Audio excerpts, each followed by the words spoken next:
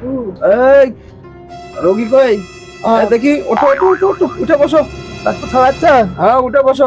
ও আচ্ছা আচ্ছা আচ্ছা, উঠতেছি ডাক্তার সাহেব। ও কি সমস্যা? ডাক্তার সাহেব, আমার পেটে তো খুব ব্যথা, ঠিক মতো টয়লেট হচ্ছে না, খুব ব্যথা করছে পেটে। পায়খানাটা হচ্ছে কিরকম? পায়খানা কেঙ্কা?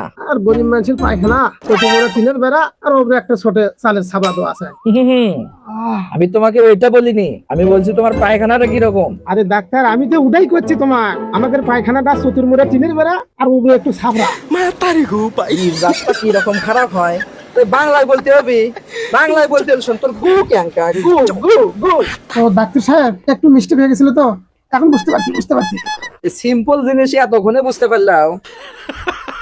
তো বুঝতে যখন পারলাও, তাহলে তোমার এখন খুঁটে থেরাপি দেওয়া লাগবে।